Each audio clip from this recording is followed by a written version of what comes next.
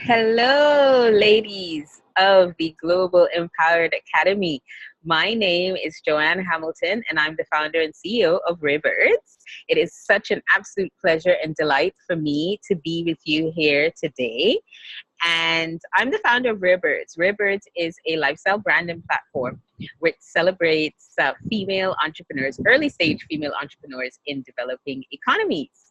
So today I'm here to share with you a little bit about what it means to be rare and how to be rare through this course.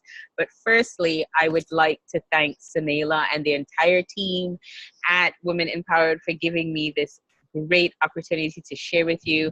I am so proud and honored to be a global partner in this network, working together to inspire and really motivate all of you women to attain your goals and reach whatever it is you want to get to in life. And secondly, cheers to you for joining this program, because you're just taking the first step, and I know that you'll be moving forward with grace and with intentions. So today my short course is going to be about being rare, 10 steps to being rare. So I wrote an ebook, which I have shared on my website. You can visit it at secretbirdshq.com to find out more information. Secret Birds is soon going to be called Rare Birds. So you'll see the transition in that website, but it's downloadable in the form of an ebook. But I'm going to share the 10 steps with you today, and I hope that it really triggers something in you and it inspires some change. Or if you're already doing all of these steps, then that's even much more incredible. So step one is know who you are and know what you want. In business, I'm an entrepreneur. However, I have worked in a corporate space. I have been a freelancer. I work in teaching at the moment. I'm sort of a multi-potentialite portfolio career kind of person. And I would say that across all boards, it's really important to know who you are and know what you want. You need to know your non-negotiables. You need to know your values. You need to know what you stand for, because in business, in life generally, you're always going to come upon challenges. And if you're not certain about those basics, it will be difficult for you to manage disappointments, to just manage your emotional baggage that comes along, and it will be very difficult to have clear boundaries. So step one is know who you are and know what you want. Step two is be an incurable optimist. Now, I know this is difficult for some people because maybe they feel like life isn't all a bed of roses, and you think, well, why do I have to be happy all the time? It's really not about being happy all the time, but it's about having a positive mindset and having a mindset which allows you to navigate life and really be able to deal with setbacks. There's some people who they can't manage setbacks, and they don't realize that life is going to come with disappointments. But if you curate a mindset which is optimistic, you tend to see the bright side of things. Not that it means that bad things don't happen, because we know bad things do happen and life will happen, but it does mean that you will be able to manage those things that do come about because you've got the right mindset in place. Okay. And step three is know your weaknesses. So why is it important to know your weaknesses? Because number one, if you don't know what your weaknesses are, how are you going to be able to improve? How are you going to be able to get help in those areas where you're not so good? It helps you to focus on what you're good at. It helps you to try to improve on what you're not good at, but it also helps you to outsource and to get help in those areas. Knowing your weaknesses is very, very important if you're trying to build a business, because if you do not know that you're not good at, say, social media, or you're not good at PR, or you're not good in that communicating, then you need to find someone who can help you with that. So always know your weaknesses. And step four, find your tribe and create tribes. Now, by tribe, I just mean your network, okay? So it's very important to surround yourself with the right kind of people, the people that reflect who you are, the people that reflect who you want to be, the people that encourage you, that value you, that stand by your side no matter what. You've got to have your family, and it's not always blood relatives. These are people that you meet over the years. These are people you meet at events. I mean, just different people who can be there for you. And if you can't, then you create one. I mean, with Rare Birds, that's what I did. I felt like I needed a network. I couldn't find and I created it. And I felt like if there were more rare bird organizations around when I was growing up in the Caribbean, I perhaps would have just delved straight into entrepreneurship. But that opportunity wasn't there for me. So I want to be able to provide opportunities for other women, for younger girls, for aspiring entrepreneurs. Okay, so step 4, find your tribe and create tribes. All right, and don't be afraid to create networks. I think that it's a great way to bring people together. And I'm really not about the establishment.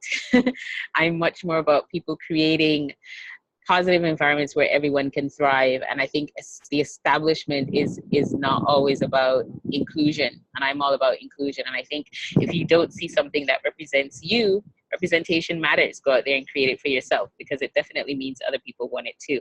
And in creating that, you also inspire others to do the same. All right. And step 5, believe in yourself. Always believe in yourself, no matter what. You're going to have self-doubts. There are going to be times where your inner worth is going to be shaken, but it goes back to the first step, knowing who you are and knowing what you want. Helps you to believe in yourself. I'm not good at everything. I'm never going to be good at everything, and that's okay. I'm fine with that. I know what I'm good at. I know what I'm not good at. I know my weaknesses. I know that I'm here with a purpose. I'm on a mission. I believe that we're all here on this planet on assignment, and I think some of us never figure out what that assignment is. I think I've found my assignment, and I think maybe I've got more than one, and I'm very focused on that, and I feel very grateful to have found my assignments, because it means I'm very focused, and I'm not easily shaken by a lot of the noise. But that comes with time, and that comes with self-discovery. So believe in yourself no matter what. If other people can do it, why can't you? If somebody hasn't done it, why can't you do it? I mean, the only person stopping you is you. So create that optimistic mindset and go out there and get it done. If you notice, all of the steps are interconnected. So yes, step 5, believe in yourself. Okay, step 6, be a giver. It's very important to be a giver.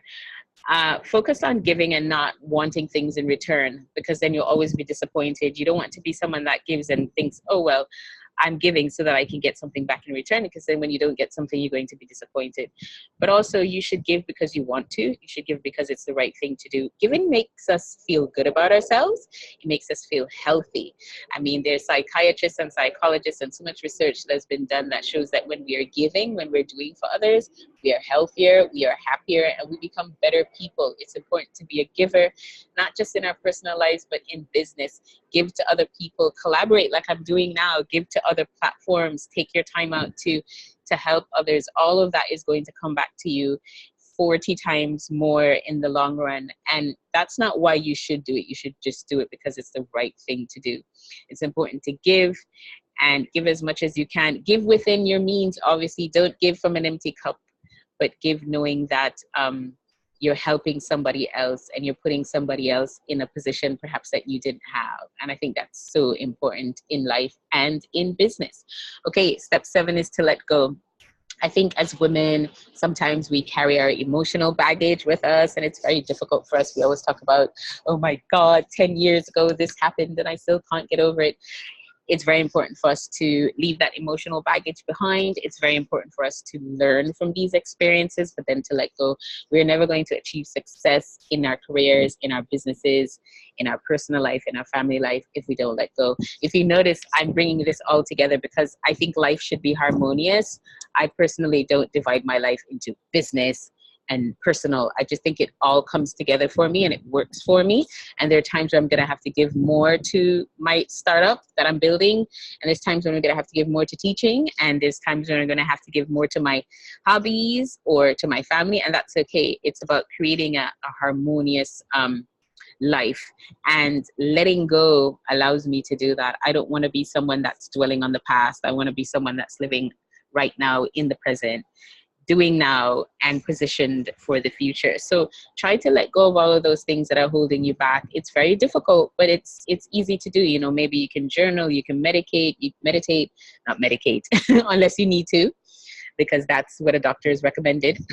But there's a lot of things you can do to let things go. Writing, I find, is very cathartic. joining organizations, support networks, and groups that allow you to do that. Whatever you need to do to let things out of your system. We've all gone through bad things. We've all had bad things happen to us. We've all been there.